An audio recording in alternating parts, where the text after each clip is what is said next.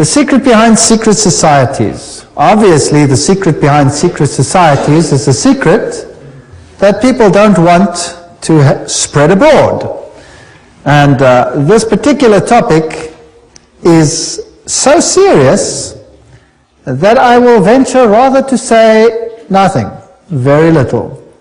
But I'd rather let history and the quotes speak for themselves. So it might become tedious to see quote after quote after quote, but the fact of the matter is, then it's not me saying it, it's historic facts being put before you, and then you decide for yourself whether the picture makes sense or whether it doesn't make sense. Revelation 17:4, and the woman was arrayed in purple and scarlet colors, and decked with gold and precious stones and pearls, having the golden cup in her hand, full of abominations and filthiness of her fornication. There's only one church in the whole world that uses a woman with a cup, and that is the Roman Church.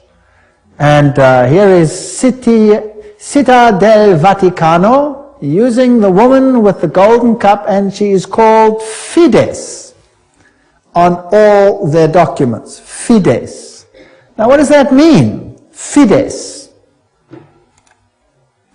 Well, let's go to a Masonic source, a very good Masonic source, written by Albert G. Mackey, the Manual of the Lodge. Albert Mackey was a 33-degree Freemason. It'll become clear as we go through the lectures what this means. And he says, the right hand has in all ages been deemed an emblem of fidelity, and our ancient brethren worshipped deity under the name of Fides, or fidelity, which was sometimes represented by two right hands joined, and sometimes by two human figures holding each other by the right hand. Numa was the first who erected the altar to Fides, under which the name, the goddess of oaths and honesty, was worshipped. So it means honesty and fidelity, but it is also an image of a female deity. Now, Revelation 17 verse 5 calls this institution the mother of prostitutes. In Revelation 18 verse 7, she says, I sit as queen, I am not a widow, and I will never mourn. So she might have lost some children during the Reformation, but she's going to get them back. I am, and there is none beside me. I will never be a widow or suffer loss of children. She's going to control the world in a spiritual sense. That's what this power says. Now, it's interesting that the Vatican has just recently, September 5, 2000, issued this encyclical, Dominus Iesus, where she says, other churches are no sisters of ours, the Vatican insists. It must always be clear that the one holy Catholic and Apostolic Universal Church is not the sister, but the mother of all the churches. Cardinal Ratzinger said that. He's the head of the Inquisition. They don't call themselves the Inquisition anymore. They call themselves the Congregation for Doctrine and Faith. But it's the same thing. It's even in the same building. Now, she's not the mother, she is not the sister, but the mother of all the churches. That means all the other churches are subject to her, right or wrong. That's what she says. Now in Revelation 13 verse 1 and 2, speaking about the same power, it says, and the dragon gave him his power and his seat and great authority. Now that's a very wow statement. The dragon gave him the power. In other words, this power comes from another source. Now, doesn't Catholicism preach Christianity? Yes, it does. Doesn't it preach Jesus Christ as the Savior of the world? Yes, it does. But it also preaches mediation through other mechanisms and through the church. Now, it is interesting that in secret societies there are always two doctrines. One for the initiated and one for the goyim, the uninitiated. And the Knights Templars had two doctrines. The one was the inside esoteric occult doctrine, and the other one was the exoteric, the one to the outside, and that was Catholicism. So the masses received a religion which the insiders turned on its head. Amongst occult insiders, Lucifer is the true Son of God.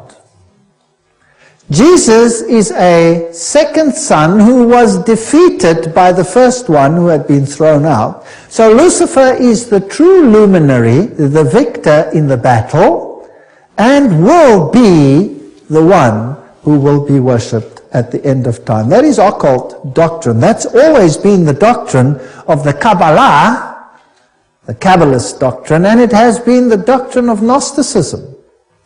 But of course, it's not what the Bible teaches, but then Catholicism doesn't teach what the Bible teaches either. Revelation 17, verses 12 to 14, talks about 10 horns you saw are 10 kings who have not yet received a kingdom, but who for 1 hour will receive authority as kings along with the beast. They have one purpose and will give their power and authority to the beast. And they will make war against the Lamb, but the Lamb will overcome them because he's Lord of Lords and King of Kings, and with him will be his called, chosen, and faithful followers. Now we're going to deal with the whole chapter of Revelation 17 at a later stage. But the kings of the world, here represented by these 10, will give their power to the system, just like in the Middle Ages, and enforce the doctrines on an entire world. Very interesting. This will be this beast from the bottomless pit. Now, Gary H. Carr, in his work En Route to Global Occupation, puts it this way. He says there were the ancient mystery religions which come from Babylon, and they were pantheistic, of course, which means God is in nature, God is in everything, which in effect makes us God then too. This was inculcated in Kabbalism, was taken over in the Christian era, in what is called Gnosticism, and the Knights Templars were the inner secret core that had the ancient knowledge of the mystics. This was carried further through Rosicrucianism, Freemasonry, and the Illuminati, which, according to Gary Carr, controls Marxism, American European secret societies and political societies, international banking, and the World Council of Churches. Now that sounds very strange. Is the World Council of Churches controlled by Freemasonry? We'll have to look into that in some detail. Then, of course, you have the entire New Age movement, the Theosophical societies, the many cults, and all these things are all controlled by this mechanism to make null and void the doctrine of salvation in Christ alone. That will be the final battle. And in order to achieve this, this woman has concealed herself and has hid herself in a garb of Christianity, and people receive the Goyim doctrine and do not know what the inner core doctrine is. That is quite something. Well, if we look at 1 Chronicles 16 verse 26, for all the gods of the people are idols, but the Lord made the heavens, tells us that idolatry is quite something that's rife on the earth. And Nimrod, the Lord of heaven, Tammuz, the pagan Messiah, and Semiramis, the Queen of heaven, these find their origin in Babylon. And if you go through all the religions that were propagated in Lebanon, Phoenicia, Babylon, Assyria, Greece, Rome, Egypt, India, China, Mexico, Scandinavia, you have only this same picture under different names. Baal, Tammuz, Ashtoreth, El, Bacchus, Astarte, Belus, Tammuz, Rhea, Ishtar, Ninus, Hercules, Beltis, etc., etc. In Egypt, Ra, Osiris, or Horus, Isis, Hathor, India, Vishnu, Krishna, Isi, or Devaki, and so on and so on. Now, Romanism, the Roman Church, has taken this Trinity and made it Father, Mother, Child, which means that they must elevate the female to the point of deity, and we'll see how they did that and how they are doing that with the sanction of the Pope. So the true Trinity and the Roman Catholic Trinity are two different things. For the Goyim, it's Father, Son, and Holy Spirit. For the inner circle, it's Father, Mother, Child, which is none other than Baal, Tammuz, and Ashtoreth, if you want to take it back to those times. Jupiter is the god who is worshipped under Petrus. the rock. And ubi Petri, where Peter is, there is the church. So here's another rock which takes the place of the true rock. Christianity and the secret societies, we could just summarize it as follows. The old Babylonian religion gave rise to Kabbalism. Via the Essenes and others, Gnosticism came into existence, and Gnosticism was founded by Simon Magus. This comes from no other source than Historia de la Magi and by Eliphas Levi. Wow, that's a high Masonic source. So Gnosticism, founded by Simon Magus. Then this Gnosticism, with its secret doctrine, was eventually, over time, through many intermediary organizations, carried over to the Knights Templars. And the Knights Templars were a group of a Roman Catholic order, if you like, that were set over the temple site to protect it. And they had strong links to Islamic societies, the Ismailis, the Karmatites, the Fatimites, the Druzes, and the Assassins. And these are very, very interesting, and we'll be dealing with them when we talk about the Islamic connection, what the secret societies actually teach. Just like the Templars had two doctrines, one for the Goyim, the uninitiated, and one for the insiders, and the two diametrically opposed to each other, so the secret societies of Islam do exactly the same thing. But that's another lecture. Now the Templars, they had their secret inner information inculcated in the Rosicrucians and the Jesuits.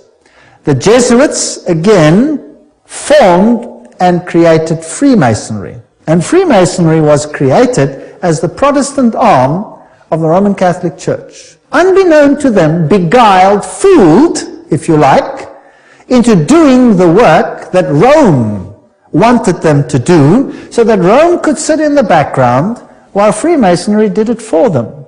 And then it wasn't them, it was them. And it was mainly Protestants that were doing it, and not Rome. Very clever. Very, very clever indeed. So now let's have a look at these Knights Templars. Here are some of the representations. This is Desmaloy, the founder of the, or not the founder, but the leader at the time of its dissolution of the Knights Templars. This is what their dress looked like, if you like, and that is one of their symbols. It is a symbol that is used by many churches today. Did you know that? Many charismatic churches use that symbol. That's fascinating. And Jehovah's Witnesses use that symbol as well. We'll come to that in another lecture. Now let's have a look at what Nestor Webster, Secret Societies and Subversive Movements, has to say about the Templars. We're not going to read it all, but you can always, if you get the video, stop the quote. In the year 1118, 19 years after the First Crusade ended with the defeat of the Muslims, the capture of Antioch and Jerusalem, these groups were founded that were eventually established as the Templars. And they presented them with a house near the site of the Temple of Solomon, hence their name, Knights Templars.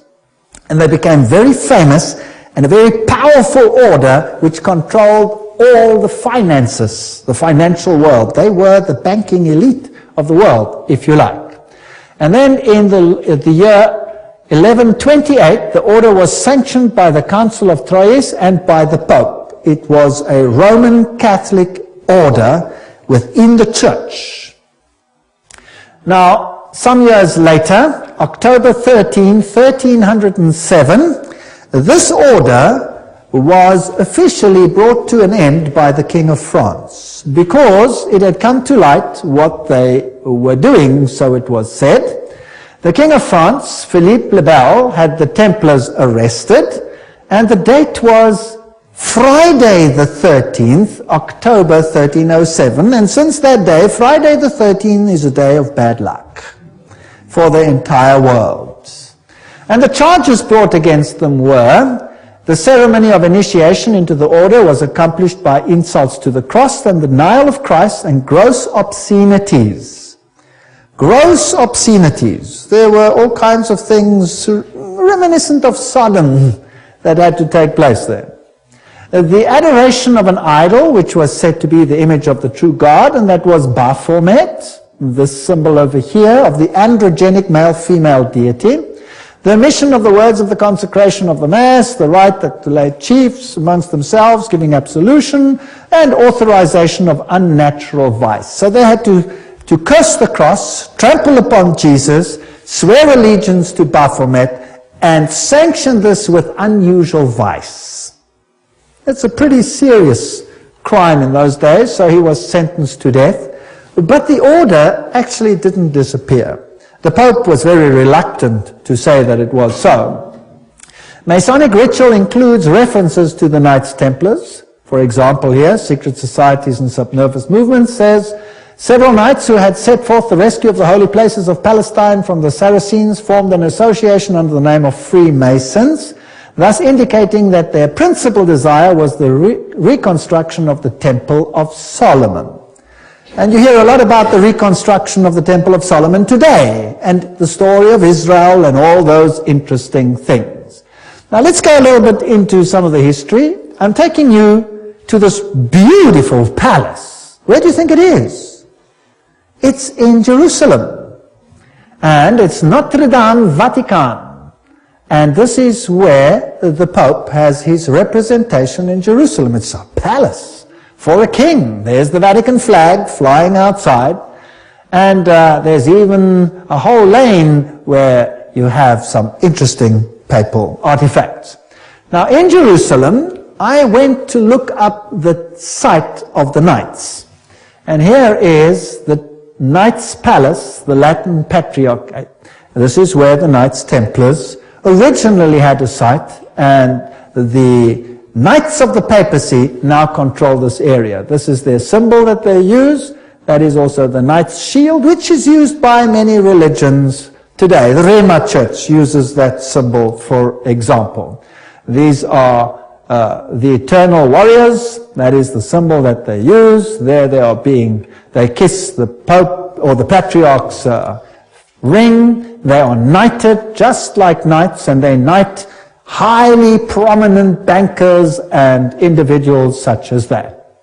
Inside this church, you have, of course, the statue of Jupiter as Peter. Notice that the foot is well kissed. And I didn't want to kiss the foot, so I just stood there. And it is a very important church because both Pope Paul VI and Pope John Paul II visited this church, which is, of course, highly symbolic, and there are the plaques. And the Latin Patriarch, the Knights Palace. If you go inside, there's this interesting altar. And as you look at the altar, you'll see certain figures over here. This one over here is very interesting. Let me get it a little bit closer. And what do you see? You see the double-headed eagle, which is also the symbol that is used in Freemasonry. So there it is on the altar of the Knights. And what is there on this side? Two swords held like a compass. Fascinating. So there are many, many Masonic figures in here. The tail feathers and the feathers of the eagle, very reminiscent of what you have, for example, on the back of the dollar, and all those other interesting symbols of the circle with the triangle and the sun around it.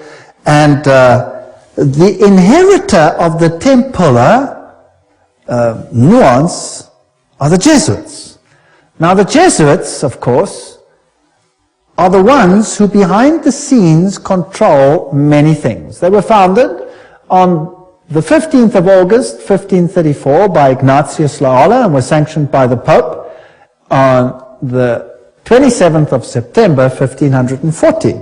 So they were created, as it were, to stand against the Reformation. They were designed to destroy the Reformation.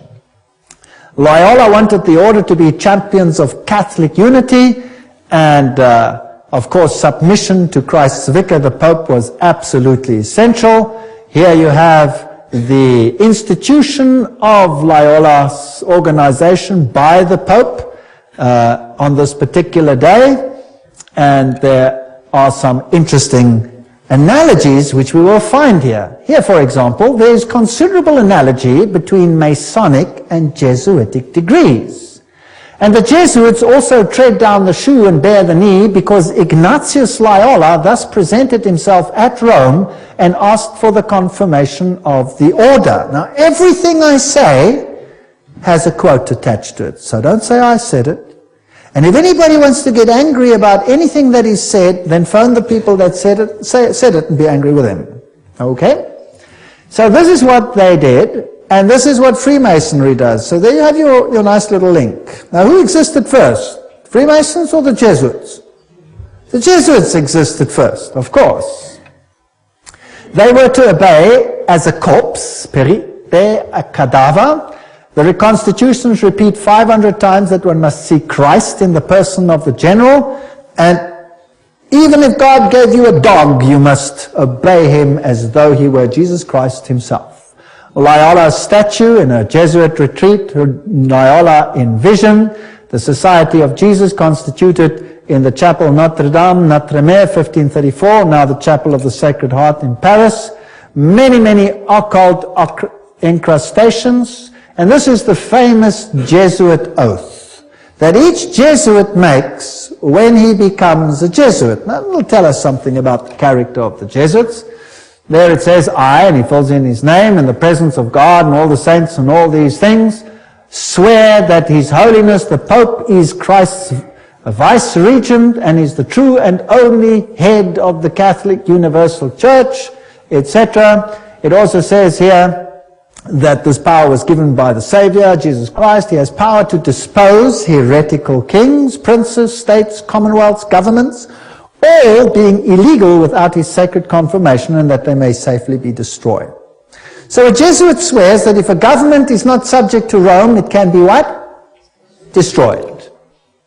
I further declare that I will help and assist and advise all or any of His Holiness's agents, wherever I shall be, and do my utmost to extirpate the heretical Protestant or liberal doctrines. Liberal doctrines are doctrines where you decide what you believe. You take the liberty of making your own choice rather than allowing the Pope to do it for you.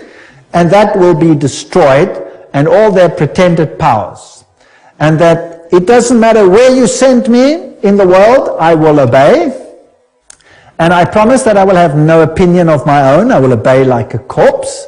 And I will make war, secretly or openly, against all heretics, Protestants and liberals, as I am directed to do, to extirpate and exterminate them from the face of the whole earth. I will spare neither sex, age, nor condition, and I will hang, waste, boil, flay, strangle, bury alive these infamous heretics, rip up the stomachs and wombs of their women, crush their infants' heads against the wall in order to annihilate forever their execrable race. That's quite a nice Christian promise, would you agree? Very Christian promise. Did they do it? Well, the Waldenses, they smashed the children's heads against the rocks to make the parents rescind. In the Ottoman Empire, that's an interesting story, in Serbia and in all those East Bloc countries where they occupied, they took the children, threw them in the air, and caught them on the ends of their bayonets. They were nice people. Now you will say, that was Islam, that wasn't Jesuits? Well, debatable. We'll talk about it another time. And if I cannot do it openly, I will do it secretly. So that is what a Jesuit swears. This is the famous Pontifical Gregorian University in Rome, the most prestigious Catholic university in the world. The Jesuits, in all their enclaves, have their figures in caves. Now, in paganism, all the deities come out of the cave, and they have the letters IHS, which actually stand for Isis, Horus, Set, which is the Egyptian Trinity. They, of course, say it means Iesus hominum salvator, Jesus the Savior of men, but it doesn't. It means IHS, Isis, Horus, Set. And their symbol is the triangle with the all-seeing eye in it for this deity. They also use the pillar, the stela, if you like. They have the symbol of the triangle with the eye inner circle, which is also the symbol used in the New Age movement. And we saw that Gary Carr says that Freemasonry controls the New Age movement and the Jesuits control the Freemasonry, or created it. This is the University of the Jesuits in Prague. On top of it they have Atlas, not Jesus Christ. If you go to a more modern Jesuit enclave like this one in Germany, I visited this. I'm quite cheeky sometimes, there I am. And took a picture, and inside they have this picture of Christ. This is not Christ, this is Atlas, holding the world on top of his shoulders, disguised. They have these symbols up against the wall. There, this symbol is the symbol of Hermes. If you take away the cross, then you have the symbol of Isis. This is paganism at its best. And these symbols over here are nothing. Here it is, Jesuit Kirche, when it was built, etc. And their symbolism, Maria, the M is the Masonic M, the triangle, Ria, the goddess. Here is a church in Germany, a cathedral. Inside you will see this circle with a cross in it, the crossed swords, symbol of all symbols used also in Freemasonry. Now if you go back to ancient Assyria, that was a very prominent cross. It was the Maltese cross. It comes from ancient paganism. They have the symbols of the star over here, two stars one over the other, or two crosses one over the other. They have the compass, they have the moon with a disc in it or a star in it, which is the symbol that Islam uses, for example. They have the solar calendar and the triple crown. All of these are used by the papacy. Upside down crosses represent victory over Christ. Hammers and compasses and sickles, these are symbols that are prevalent in the world. There's Jesus standing above the skull and crossbones, which is a symbol of Jupiter, the god Jupiter, who is a symbol of course, who is Lucifer. Upside down crosses again. This is a very important cathedral in Europe, in Germany, where all the political leaders come together. If you go there, you will have Janus, the two-headed one. And then you have the statue so-called of David. But of course it isn't David, it is the god Pan, because he has a pan flute in his hand. And David didn't play a pan flute. So I went to look for the dark side of Pan, because there's a light side and a dark side. And I found him, there he is, the hoofed one in the same cathedral. So they hide their occult symbolism. If you enter into the hallway, you find this over here. This is the god Anubis. It's got nothing to do with Christianity. There you have him as well. Plus you have the phoenix rising from the ashes. Plus you have the symbol of Jupiter and a whole host of other symbols over there. And in their side chapel, you have all the signs of the zodiac serving the various deities like Mars and Aquarius, etc. And the doorknob is a yin-yang. This has nothing to do with Christianity. They use the symbol of the compass and Jupiter and the PX symbol over there, which you will find in virtually every single Christian denomination upon the face of the earth. The phoenix rising from the ashes, the peacock, all symbols of Lucifer. Here you have the PX with a circle with a dot in it. And you say to yourself, but isn't that a symbol of Christianity? No, this is a symbol of Horus. This has got nothing to do with Christianity. They use pine cones. Let's ask Albert Mackey, 33-degree Freemason, to tell us what the symbol means. The point within the circle is an interesting and important symbol in Freemasonry. The symbol is really a beautiful but somewhat abstruse allusion to the old sun worship, and introduces us for the first time to that modification of it among the ancients, the worship of the phallus. So it's a pretty filthy symbol at that. It deals with male organs. Wow. So that comes from the horse's mouth. So that's what it means. Now what's the PX mean? Let's go to the best Masonic source in the world, Morals and Dogma, page 292. And in case you don't believe me, I photocopied it so that you can see it. And there you can see the symbol. Can you see that? It is the staff of Osiris. This is straight from the horse's mouth. You can't get a better source than this. This is the highest Freemason who founded the Scottish Rite, 33 higher degrees, and was one. We didn't found them, but he officiated over them. On the medal of Constantinopus, in hoc signat eris, whatever the inscriptions, And then some other interesting things. So this is the staff of Osiris, and then he goes through the mystic Tau and the crosses and the stars of David, and then he uses this one as well. Interesting symbol. He says the vestment of the priest of Horus were covered with these crosses. That's a Maltese cross. Remember that I showed it to you on the Assyrian king? Now, who wears that on his vestments? Well, let's have a look. Oops, there it is. Who's wearing it? The Pope is wearing it. So what is he? He must be the priest of Horus. So to the outside world, it seems like Christianity, but to the inner circle, it's occultism. On the floor of the cathedral in London, you have the tricolour, which is the triple yin yang. And what does that mean? Well, let's go and ask the sources themselves. Celtic version of the yin-yang. That's what it is. The tricolour, the sea, good luck, cauldron, Celtic goddess, the goddess of wisdom and witchcraft. Who was enthroned in the French Revolution? Goddess of reason, witchcraft, reason, all these things, same deity. On the floor of the same cathedral, you find the mystic Tau. What does the Tau represent? Let's ask another Mason, Ward. He says it's the symbol of the male creative side of the deity, sign language of the mysteries. So again, it has a sexual connotation. What's it doing on the floor of a cathedral? So the Jesuits are the heirs of the occult religion, and they control the world through their agencies. They stand in the background, create sub-organizations, and everybody thinks they are not active. Let's ask them themselves what they believe.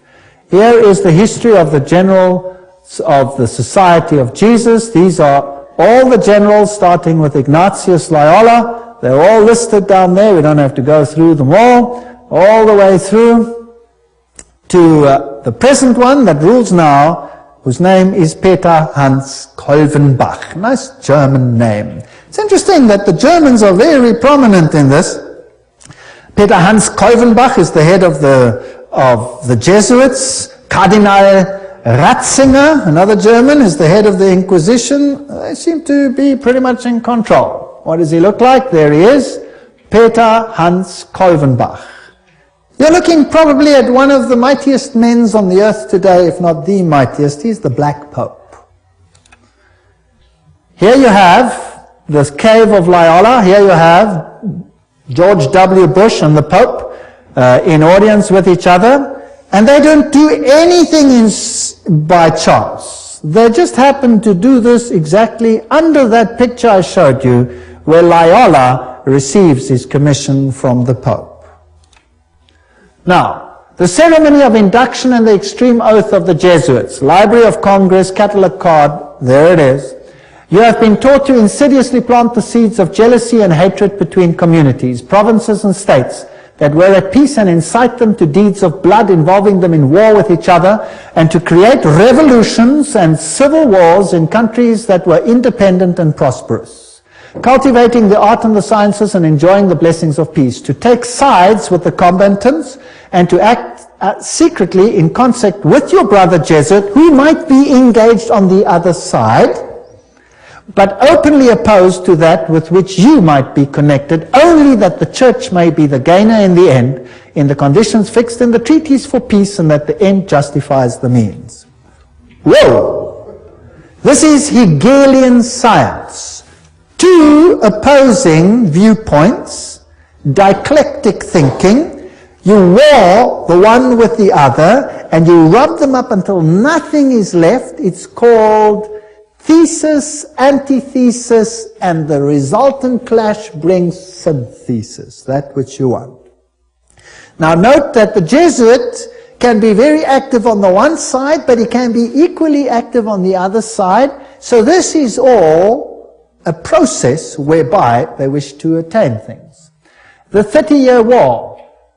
What was that about? The aim and the object was that that war should in truth become a war of annihilation. Besides, was it possible for them to allow peace to be concluded with countries whose rebellious governments had issued a law ruling that no Jesuit should ever again dare to show his face? Do you know that the Jesuits were thrown out of virtually all countries, including Catholic ones, because they were so divisive. Catholic kings couldn't even take the Jesuits and threw them out. If a Catholic king dared to throw out a Jesuit, that country was destroyed, Catholic or not, and the Jesuits are back. You can take your bottom dollar for that. So, the frightful responsibility for this terrible 30 Years' War must rest upon the Emperor Ferdinand II and his teachers, rulers, and bosom friends, the sons of Loyola. Every single thing I'm saying is a quote. Popery, an enemy to civil religious liberty. In 1550, Pope Julius declared his claim to universal temporal political power, evidenced by a new coin he issued, its motto having read, "The nation and kingdom that will not serve me shall perish." Now please note that this is a Roman Catholic statement, that the nation and the kingdom that does not serve the papacy will perish. What does that mean in terms of Protestant countries then? Are they going to be in trouble, yes or no? I would say yes, they will be in trouble. Thomas Aquinas, the great philosopher of the Roman Catholic Church, said, "The Pope by divine right has spiritual and temporal power as supreme king of the world. The Pope of Rome, as head of the papal government, claims absolute sovereignty and supremacy over all the governments of the earth." All the governments. All these quotes are highly potent quotes. There is nothing mediocre in these quotes, and they come from the highest sources. The right of deposing kings is inherent in the supreme sovereignty which the popes as vice-regent of Christ exercise over all Christian nations.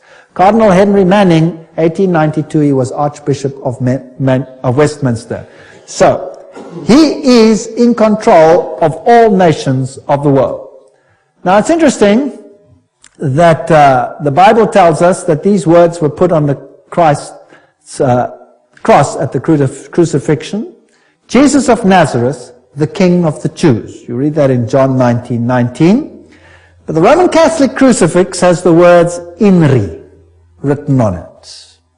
Now, if you look it up in Webster's dictionary, it means Iesus Nazarenos Rex Iuderum. But in the extreme oath of the Jesuits, INRI means something totally different. It means Iustum necare reges impios, which means it is just to exterminate or annihilate impious or heretical kings, governments, or rulers. That's an interesting point. Now, another thing that they want to do is destroy Protestantism. We cherish at the bottom of our hearts this principle that whatever does not unite with us must be annihilated. And we hold ourselves ready to make, as soon as we shall have the means, an energetic application of these principles. Protestantism is already wearing out and sinking to decay. Yes, we are destined to insult its last agonies, to march over its broken skeleton and scattered bones. Oh, let us hasten this dissolution by our strong and united efforts.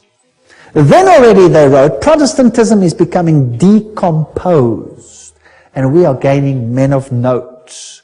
This is extracts from the Secret Plan.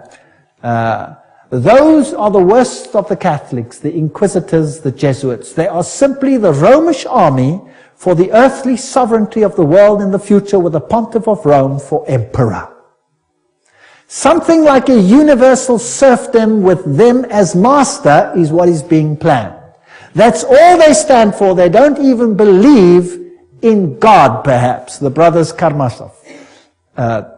All these quotes. The general of the Jesuits insists on being master sovereign over sovereigns. Wherever the Jesuits are admitted, they will be master, cost what it may. The society is by nature dictatorial, and therefore it is the irreconcilable enemy of all constituted authority. 50 Years in the Church of Rome, written by Father Chenikin. Ignatius Loyola says himself, the power of the general will be so unlimited that should he deem it necessary for the honor of God, he shall even be able to send back, or in another direction, those who have come direct from the popes. So this is a powerful order. Friedrich von Hardenberg said, Never before in the course of the world's history has such a society appeared.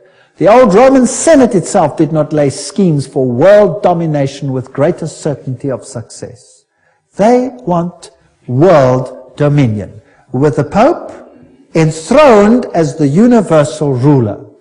The Roman Catholic Lafayette said, "It is my opinion that if the liberties of this country, the United States of America, are destroyed, it will be by the subtlety of the Roman Catholic Jesuit priests, for they are the most crafty, dangerous enemies to civil and religious liberty. They have instigated most of the wars of Europe." These are prominent people speaking.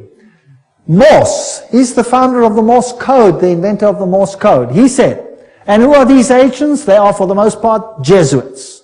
An ecclesiastical order proverbial through the world for cunning, duplicity, and total want of moral principle, an order so skilled in all the arts of deception that even in Catholic countries, in Italy itself, it became intolerable and the people required its suppression. That's another prominent man. Archduke Maximal Francis said, "They have so constantly mixed themselves up in the court and state intrigues that they must in justice be reproached with striving after universal dominion." And we could go on and on and on. This is a very interesting one.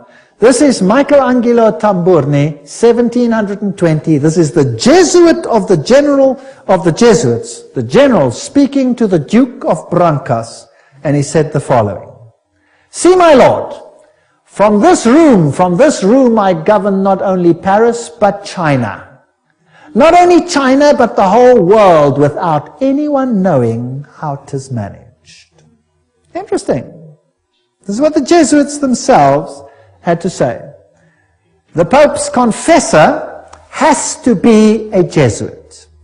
And the Pope himself has to come to a Jesuit to confess. The Vatican Empire, everything I say is a quote. This here is Jean-Baptiste Janssen. He ruled from 1946 to 1964, and he looks like a charming gentleman, very cheerful. But nevertheless, you can see that this photograph was taken from the Saturday Evening Post, 1959, and this is what he is in command of. And now we will want to deal with these issues in the next session. He controls the following secret societies: the Sovereign Military Order of Malta. So he is in control of the Knights of Malta. The Scottish Rite Shrine of Freemasonry, the Order of the Illuminati, the Knights of Columbus, the Knights of the Ku Klux Klan, B'nai B'rith, the Nation of Islam and its private army called the Fruit of Islam, the Mafia Commission, Opus Dei, along with a host of lesser brotherhoods. So each one of those secret societies is controlled by the Jesuits. How do they control it? And what is their aim? And who is a member, for example, of the Knights of Malta? Who today is a member of the Knights of Columbus? Who is a member of B'nai B'rith? Who controls the Fruit of Islam?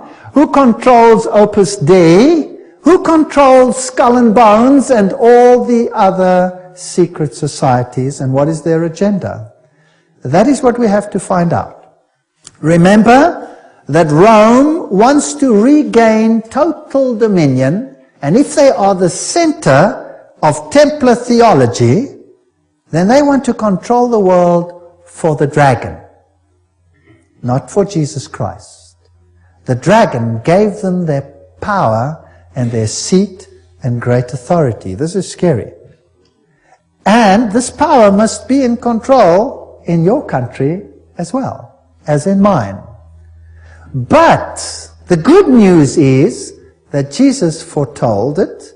We read it in Revelation, and he says no matter how they confederate, no matter how they scheme, the kingdom is going to go to whom? It's going to go to Jesus. Jesus wins. So there's nothing to be afraid of, but I will show you these secret societies in the next session, and I will show you who the members are.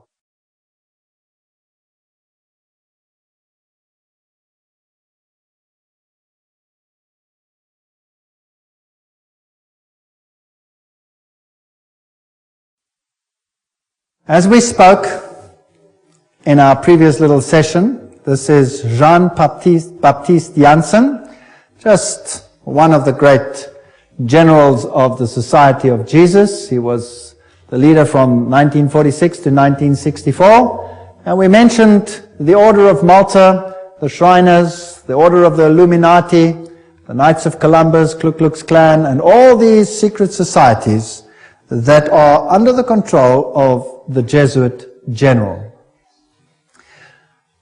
Persecution of the Catholic Church in Germany has been directed only against those elements which did not entirely submit to the ever-increasing centralization of authority in church and state.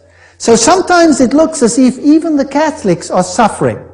But only those Catholic groups that are not totally submissive to this system will be subjugated. Some Catholic orders were actually opposed to the Jesuits. They were killed. They were wiped out.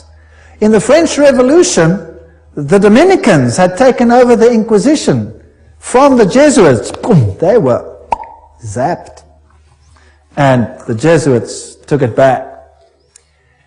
Its objective was, and is still, to destroy the effects of the Reformation and to re-establish the Holy Roman Empire of the German nation. A greater Germany, in other words, must be made again the center of a revived Holy Roman Empire. Leo H. Lehman, 1942, an American historian, said that. Isn't it fascinating that the Russian president, or a Russian president, let me put it that way, and many political leaders have given the assurance that Germany will once again play a greater role in the new Europe today. Isn't it also fascinating that it was a Jesuit priest, Father Stempfler, and not Hitler, who wrote Mein Kampf? In fact, you can read it on Mein Kampf itself. Now, the SS used this symbol of the skull and crossbones. What was that a symbol of? Do you remember? It was the symbol of Jupiter, the god Jupiter, the god of death. It's also the symbol of Osiris, who was the god of death. Anubis is just another form of Osiris. He is the god of death. He's the god of the dead. But Jesus says, I am the God of the living. I am not the God of the dead. I'd rather serve the God of the living. The SS was organized by Himmler according to Jesuit order principles. The rules of service, spiritual exercises prescribed by Ignatius Loyola constituted a model which Himmler strove carefully to copy. Absolute obedience was the supreme rule. Every order had to be executed without comment. Every single statement is being read from a reputable source. Again, in that wonderful book, The Great Controversy, we get an idea of the Jesuits. Throughout Christendom, Protestantism was menaced by formidable foes. The first triumphs of the Reformation past, Rome summoned new forces hoping to accomplish its destruction. At this time, the order of the Jesuits was created. Notice what this quote says. The most cruel, unscrupulous, and powerful of all the champions of popery. Cut off from every earthly tie and human interest, dead to the claims of natural affection, reason and conscience, wholly silenced. They knew no rule, no tie, but that to their order, and no duty but to extend its power. We don't have to read the whole quote. But they made it their business to destroy Protestantism. The Jesuit order therefore stands before us as the embodiment of a system which aims at temporal political domination. And that over the whole world. You will say to me, surely China will not be subject? Well, we already read a quote by the Jesuit general himself where he says he controls China. Who controls communism? The Jesuits created it, and therefore they controlled it. They practiced it in their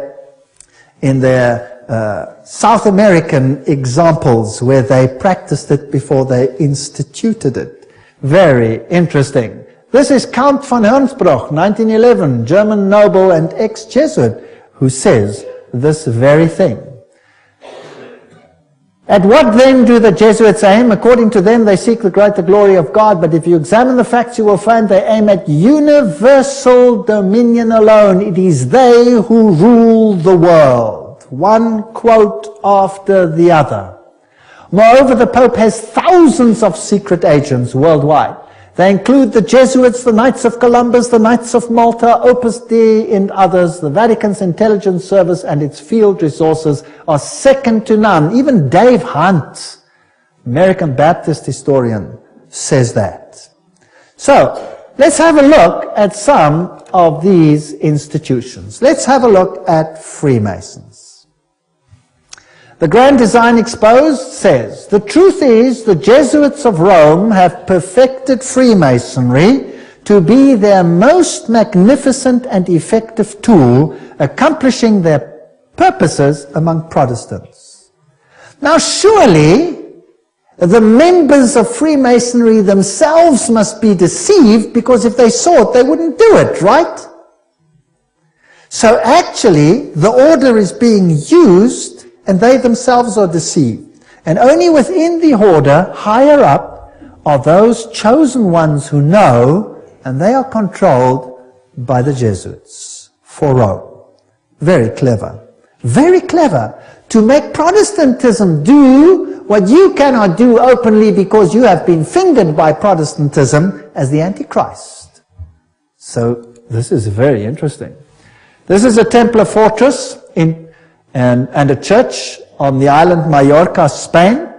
And there again you have the double-headed eagle, and you can go to virtually any church on that island and you will find the double-headed eagle over the altars of these churches.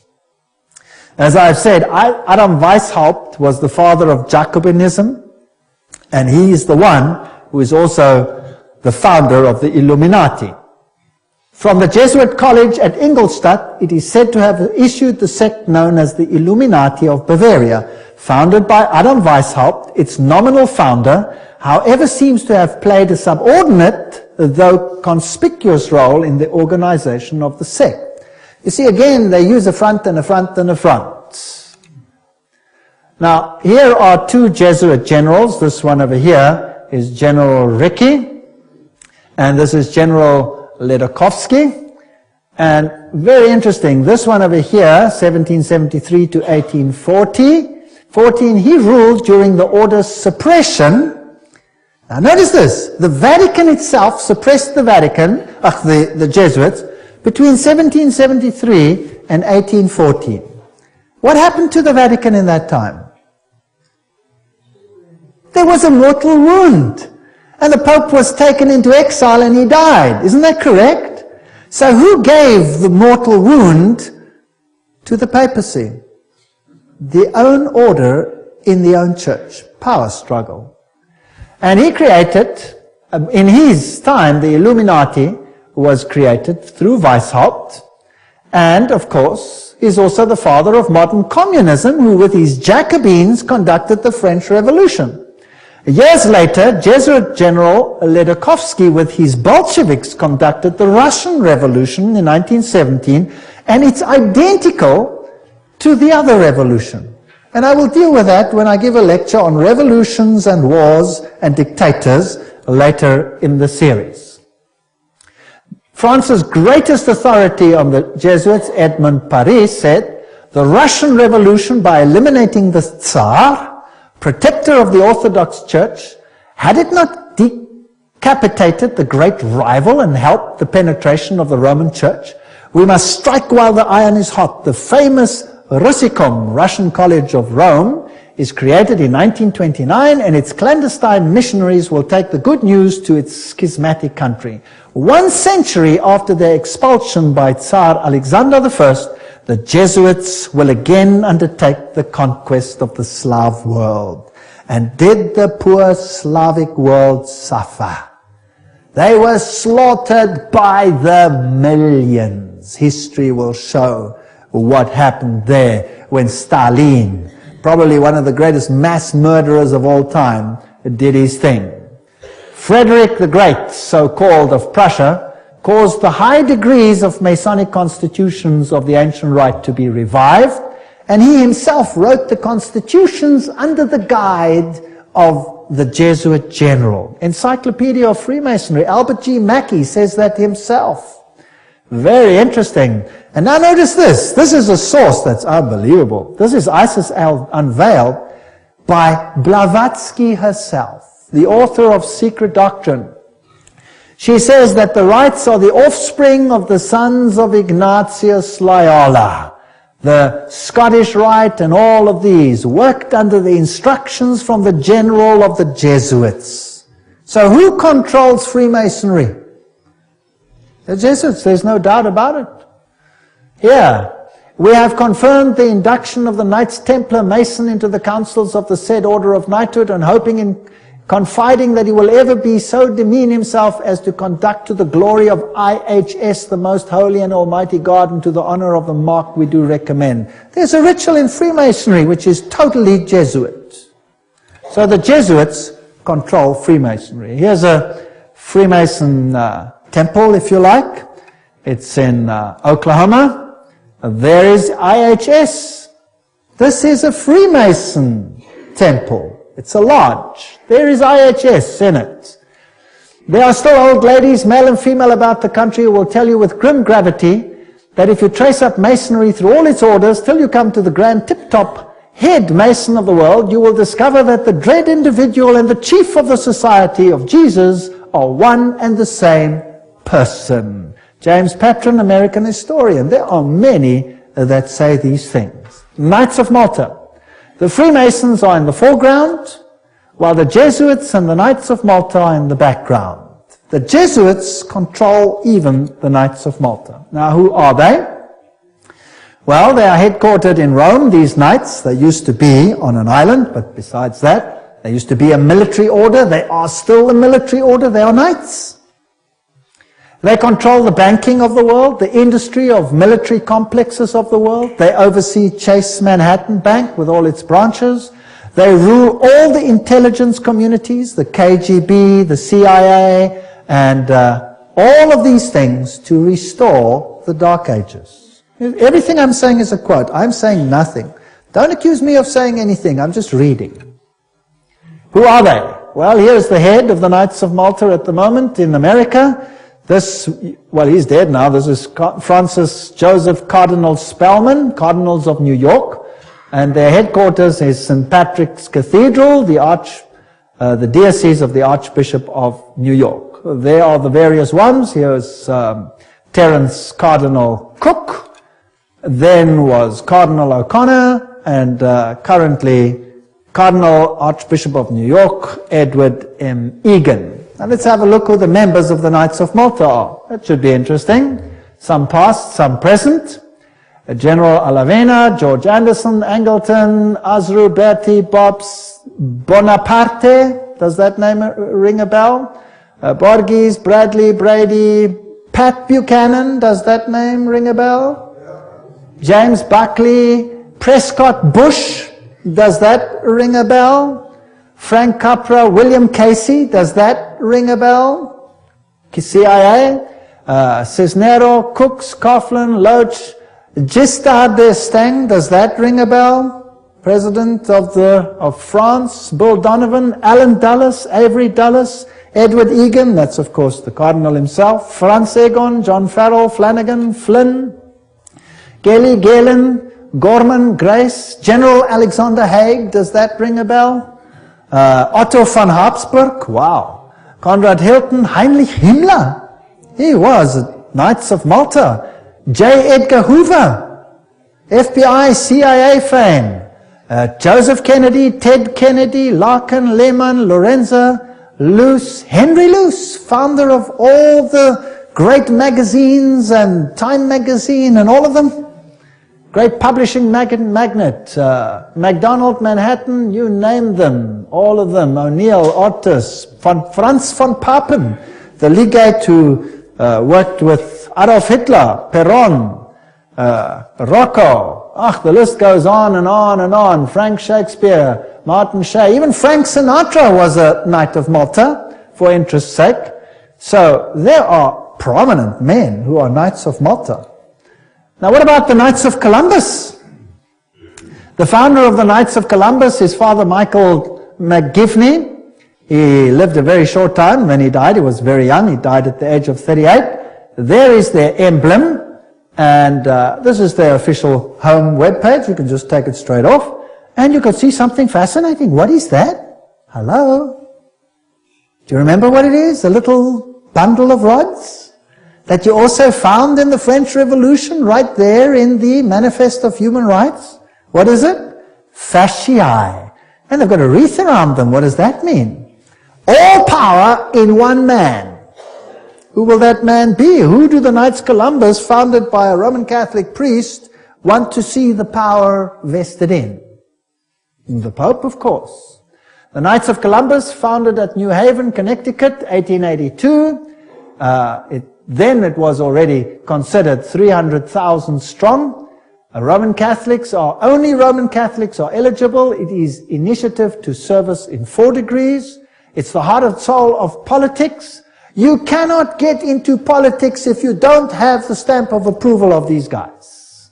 The fact is well known to political machines and non-Catholic politicians whose candidates must receive the approval of Rome and the Knights before they dare nominate them for either dog pound or presidency. The Knights of Columbus' principal business is politics, a Jesuitical politics. A menace to the nations, Jeremiah Crowley, is the quote. These are serious accusations. There they are, with their fasciae, which will become clearer as we go on, and we can see where we are heading. For today, Rome considers listen to this. Today, Rome considers the fascist regime the nearest to its dogmas and interests. We have not merely the Reverend Jesuit Father Coughlin praising Mussolini's Italy as a Christian democracy, but their official magazine, which is Civiltà Cattolica, this is the official Jesuit magazine, says, this is the house organ of the Jesuits, says, fascism is the regime that corresponds most closely to the concepts of the Church of Rome. This is scary. Have you noticed lately that there is more and more control? Have you noticed some of these things? Have you noticed that you are being treated more and more like someone who has to bow 20,000 times before the powers? Then there is the organization Opus Dei. Is a semi-secret religious lay order with paramount objective is total support of the papacy. And these people walk around with clamps that tear into their flesh so that they have constant pain with every movement to remind them of their obligation. And they have high members, like presidents, for example, of Portugal is an Opus Dei member. Then we have the Skull and Bones organization. And who are they? Well, they have this interesting skull and bones. What does it represent? You know that by now. Jupiter. And they have the number 322. If you look up Genesis chapter 3, verse 22, you will find, now man has become like one of us, knowing good and evil, raising man to the level of deity. This is Yale University, the place where they are. Now let's consult one of the greatest authorities on skull and bones. That is Anthony Sutton. Let's ask him who he is. Educated at the Universities of London, Göttingen, California, former research fellow at the Hoover Institute, Stanford University, as well as economics professor of California State University. He had the guts to speak out and write a book, and it cost him dearly. But nevertheless, let's quote him. There is the book. Anthony Sutton, America's Secret Establishment, an Introduction to the Order of Skull and Bones. So that I don't say it, let's quote it. Skull and Bones. It's over. It's Bush. Bush won the election. Let's watch this video. Yale University, the scions of America's first families confess their sexual exploits from a gruesome coffin. In a smoke-filled room, a handful of power brokers manipulate the global economy. These are the purported activities of some of America's secret societies, groups with names like Bilderberg, Skull and Bones, and the Trilateral Commission. The Skull and Bones Society is founded in 1832 by 15 seniors at Yale University in New Haven, Connecticut. They establish a secret society with rules and rituals that remain unchanged to this day. The Skull and Bones initiation ceremony is said to be held in April in the tomb's basement. One distinguished member serves as master of ceremonies. Once enrobed, he is known as Uncle Toby. The shortest senior is appointed Little Devil and dons a satanic costume. A bonesman with a deep voice is dressed as Don Quixote. Another is dressed as the college's founder, Elihu Yale. Still another is given papal vestments. It would all be funny if it weren't for the fact that among the former bonesmen are 3 presidents: William Howard Taft, George Bush, George W. Bush, numerous senators and ambassadors, industrialists like William Whitney, CIA agents, State Department officials, and publishing magnate Henry Luce. Absolute secrecy is also required. In his 1999 autobiography, George W. Bush devotes just one sentence to his membership in Skull and Bones. Quote, "My senior year, I joined Skull and Bones, a secret society so secret, I can't say anything more." The secrecy, according to some researchers, is there to protect the fact that Skull and Bones funnels its initiates into positions of power and influence. The best-known bonesman is ex-President George Bush, who, according to tradition, is supposed to avoid admitting he's a member. Mr. President, are you a member of Skull and Bones? American Journal got a similar response when we recently asked George Bush Jr., the governor of Texas, about his membership. Does it still exist? The thing is so secret, I'm not even sure it still exists. The council. Okay, so you'll see that George W. Bush is a member. They lie in a coffin. They bow down before a papal figure, swear allegiance. They do all kinds of weird sexual things in a coffin, which I'm not going to explain what they do here. It's pretty vile. And these are the presidents of the most powerful countries in the world, and they belong to secret societies such as this. Let's look at the real world.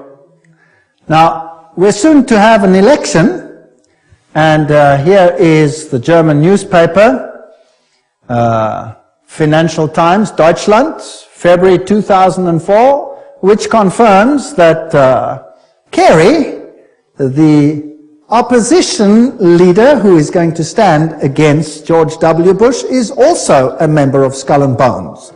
So really, what's the point in voting if both of them belong to the same camp? What these people believe and what they are all about, we will have to see in one of the next lectures. The order, what it is and how it began. Those on the inside know it as the order. Others have known it for more than 150 years as Chapter 322 of a German secret society. That is very important. In fact, this was discovered when they broke in and stole some of the papers at that institution. It is officially known as the Russell Trust of 1856, or as the Brotherhood of Death, because they serve the god of death, who happens to be Anubis, if you like, Osiris, if you like, or Jupiter. The American chapter of the German order was founded in 1833 at Yale University by General William Huntington Russell, and Taft, the only man to be both President and Chief Justice of the United States. Interesting. Now, the German order, what does this actually mean? The Illuminati had its origin at the University of Ingolstadt, and recruits were from the student Incorps. Of course, they had to be students with high connections, you know, sons of very high insiders. The order had its origin in Yale in 1833, but Skull and Bones is a chapter of a German secret society. So, which organization does it represent? Active members have enough influence to push their sons and relatives into the order, and there's significant intermarriage amongst the families, and they fall into major categories, 2 major categories. We find the old line American families, Second, families who occupy great wealth. When he's initiated into the order, he says, tonight he will die to the world and be born again into the order, as he will henceforth refer to it. The order is a world unto itself, in which he will have a new name, and 14 new blood brothers also with new names. Now there's also a British chapter which was established at Oxford University and All Souls College, and the British element is called the Group. So the Skull and Bones is not the only one. You have the Group, and then you have a European order as well. So the Group links to the Jewish equivalent through the Rothschilds, the Inner Circle, and so there is a worldwide secret organization which has the highest individual in industry, government, all facets of life. And they actually are the most prominent rulers in the world today. And if they are a chapter of a German society, then they are the Illuminati. And George W. Bush said that there are 1,000 points of light illuminating the world at the moment. It's interesting that the order writes many constitutions. The members write constitutions. For example, Archibald MacLeish, who is a member of Skull and Bones, or was, he wrote the constitution of UNESCO. Now we're going to have to deal with UNESCO and find out what it's about. Churches, the Union Theological Seminary is under the control of Skull and Bones. A very interesting seminary. We'll deal with these in more detail in another lecture. Major establishment of law firms, communications and industry, the Federal Reserve, and all of these are controlled by the order. This is how Chapter 322 operates. There's a central inner core. Notice that this is actually the all-seeing eye, the wedge of the eye, but that's something else. There's an inner core, there's an inner circle, there's an outer circle, there's an Atlantic Circle, the Bohemian Club, notice there, Bohemian Club, part of Skull and Bones, Pilgrim Society, Penumbra Order, Chapter 322 of the Order, the Trilateral Commission. That's how it's put together. You could basically put it this way: Council of Foreign Relations, United Nations, Bilderberg's, Club of Rome, Royal Institute of International Affairs, and the Trilateral Commission, with the Illuminati controlling everything on the inside, forming basically the Round Table. Now you saw that the Bohemian Club is part and parcel of the issue. Now what is this Bohemian Club? Well, here's the Bohemian Grove. The August 2, 1982 edition of Newsweek reported, this is just another quote, the world's most prestigious summer camp, the Bohemian Grove, is now in session 75 miles north of San Francisco. It's in a forest. It's a fortress. But strangely, even fortresses can be breached, and one enterprising journalist managed to sneak in. The fiercely guarded 2,000 acre retreat is the country's extension of San Francisco's all-male, ultra-exclusive Bohemian Club, to which every Republican president since Herbert Hoover have belonged. This is just a quote. This is the Bohemian Grove ceremony, which was photographed or videotaped, very darkly, of course, very secretly, by one journalist, which caused a major furor. Now you can see very little in this light, so I'll explain to you what's happening there. In this forest, the men appear naked. Naked. They have to walk around naked. In fact, some members have left the society because they're tired of walking around naked. Now imagine every president of the United States has been a member of the Bohemian Grove. And just imagine, the priests are dressed in vestments, papal vestments, and they pay homage to an owl, because the owl sees in darkness, it has illumination. They worship nature. They say, beauty surrounds us now and we worship her. This is nature, it's nature worship. And they honor the owl and bow down to it. This is paganism at its worst. There are other rituals which I do not want to talk about that happen between all these naked men. And if you read your Bibles, you will find that those who worshipped in the groves were called the perverted ones. They were people of high position and were amongst the highest of society. And periodically a good king came along and cleaned up, but then they always came back into power. This is nature worship, this is pan worship, this is Luciferian worship, and the presidents of the world are members. Let's look at the Bohemian Grove video. There's the papal vestment. All is in his leafy temple. Let all within the grove be reverent before him. Lift up your heads, O ye trees, and be ye lifted up, ye everlasting spires. For behold, here is Bohemia's shrine, and holy are the pillars of this house. There's the owl. For beauty is eternal, and we bow to beauty everlasting. For lasting happiness, return to one alone, and she surrounds you now. Great nature, refuge of the weary heart. We bow to one alone, Her most wise. great nature. She is ever faithful. Other friends may fail, so must ye come as children. Little children that believe nor ever doubt her beauty and her faith. Bohemians and priests, our funeral pyre awaits the corpse of care. Princess of all mortal wisdom, Owl of Bohemia, we beseech thee, grant us thy counsel. Owl of Bohemia, grant us thy counsel.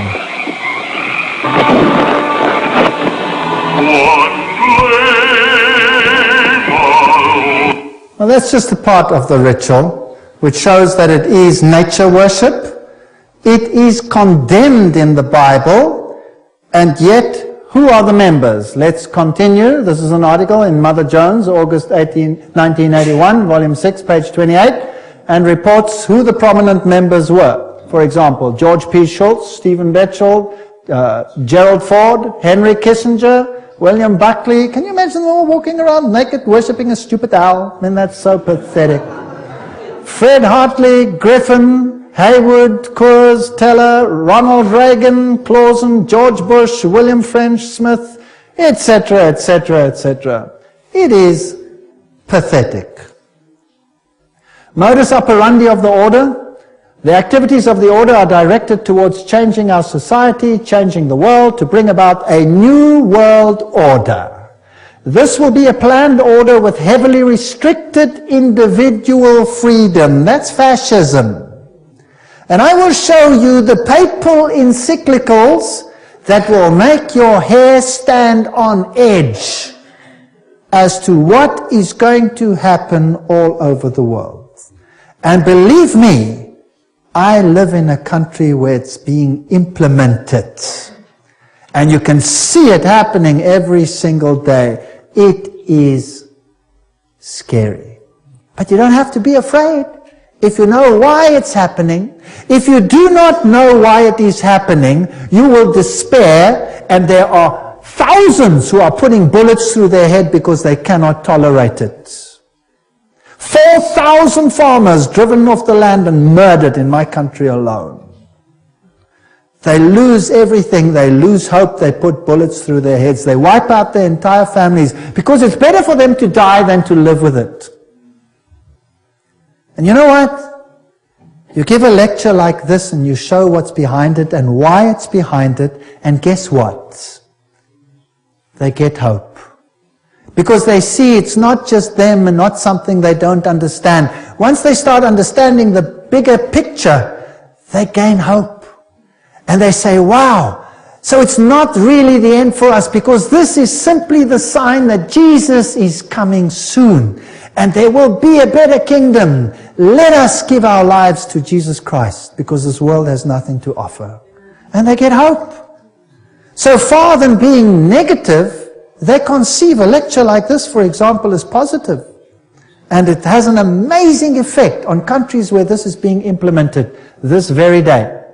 No constitutional protection if you go against it. They control education. I'll show you how in the lectures. Money, law, politics, economy, history, psychology, philanthropy, medicine, religion, media. There is nothing that they do not control. And remember, they are neither left nor are they right. So if there are right-wing parties and left-wing parties, they control them what? Both. That's the Hegelian principle. That's Hegelian logic.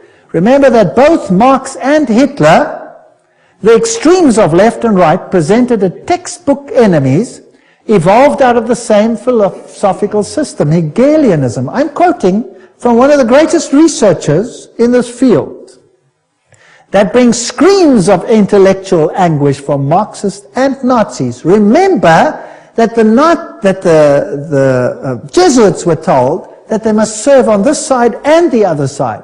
Remember that? And create conflict between the sides. This conflict of opposites is essential to bring about the change that they want. Today, this process can be identified in the literature of the Trilateral Commission, for example, where change is promoted under conflict management. Have you heard that name before? Right, conflict is essential. The state is absolute, so the state must have total control. That means the people must relinquish their rights to the state. Do you see that happening in the United States at the moment? Absolutely. So, the state requires complete obedience. An individual does not exist for himself in these so-called organic systems, but only to perform a role in the operation of the state. That's exactly what it was like under Nazism. Here's Hegel. The two, Hegel and Kant, are the philosophers behind this system. I was stunned. I was in Europe 4 weeks ago, in Germany, and the leaders, the presidents of Germany, went down and put down wreaths in front of these people's graves and said, their philosophy has made the new Europe possible. They honored them. What a terrible, I would almost say satanic, well, why not just say it, philosophy. The Illuminati principle that the end justifies the means is also the principle of the group and the order, which is skull and bones. That means you can do anything, no matter how dastardly, as long as you achieve your aim. There's an outer circle, an inner core. All of these, Council of Foreign Relations is the outer circle, Trilateral Commission, all of those. Trilateral Commission was founded by David Rockefeller, comprises 200 members worldwide. The Bundy operation, activism towards a new world global order. George W. Bush, who was a member of Skull and Bones, remember, says that it's a big idea, a new world order where diverse nations are drawn together in a common cause. Only the United States has both the moral standing and the means to back it up. So, do you think they're trying to get all the countries of the world to come into this system, yes or no? Do you think it's possible that they are giving their power to a woman who rides them? Does it look like it? Who controls them? The Jesuits. And who do the Jesuits say all power must be under? The Pope. Isn't that correct? All right. So who do you think would clamor for a new world order more than anyone else? Maybe the Pope. Wouldn't that be interesting? Well, here he is. New international order urged for the sake of peace. When? January 3, 2004. His whole New Year's speech was dedicated to asking for the implementation of the New World Order.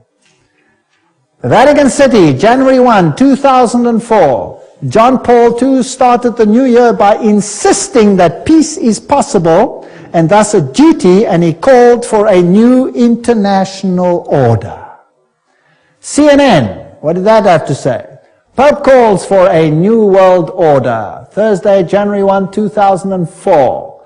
Vatican City, Pope John Paul rang in the new year on Thursday with a renewed call for peace in the Middle East and Africa and the creation of a new world order based on respect for the dignity of man and equality amongst nations. What did he say? This year, Pope John Paul directed his thoughts to the continuing conflict around the globe, but he stressed that to bring about peace, there needs to be a new respect for international law and the creation of a new international order based on the goals of the United Nations. He called for an order that is able to give adequate solutions to today's problems based on the dignity of the human being, this is human rights, on an integral development of society, on solidarity amongst nations, rich and poor, on the sharing of resources and the extraordinary results of scientific and technical process. You know, sharing of resources, have you heard of that before? Well, there's another term for it. It's called redistribution of wealth. Have you heard of that before? Right, now let me redefine that for you. To redistribute wealth means to take the wealth from the one who has it and give it to one who has not got it. Is that correct? Now if you do that, which nations of the world will be hardest hit? The Catholic ones or the Protestant ones? The Protestant ones are the rich nations. Everywhere you can draw a line. Now I will show you in the lectures that come that there are encyclicals which define how the redistribution is to take place. And how it is happening and how the encyclical says it should take place is what I can see happening in my country without the government lifting a finger against it. It is defined by need, as we will see. Now, there's another word for taking from one who has and distributing it to someone who does not have. It's called theft. Stealing. Thou shalt not steal, says the Bible. The Pope in Rome says, thou shalt steal. He does. Literally, I'll show you his encyclical. You will be stunned. This new world order is going to be an exciting place. I don't want much part of it. Fortunately, my God says, my kingdom is not of this world. If it were, they would fight for me. But it is not of this world. My kingdom is up there. There where your treasure is, there your heart will be. I have managed, because I live where I live, to loosen myself from that which I own, because I know that it means nothing anymore. Do you know that in my country, if you go on a holiday, and you stay away for a while, and you come back, and your house is occupied, that you cannot put the new tenants out, even if the house is yours? Did you know that? Because they have need, therefore they have the right to take it, whether you own it or not. And this is not a joke, this is a fact. Scary. But, who cares? I serve a God who has promised the most wonderful things, even temporal things, to those who serve Him. Wonderful promises. I go to prepare a place for you, and I will come again to take you where I am also. In my Father's house are many rooms. I go. Actually, it doesn't mean rooms, it means mansions. God has prepared things for us which make this world sick by comparison. So let them have their kingdom, let them have their fun. Because my God says, this world will come to an end, and the kingdom of God will reign forever and ever and ever. Don't miss the next lectures. We're now on a roller coaster ride that will take you to exciting places. Thank you for coming.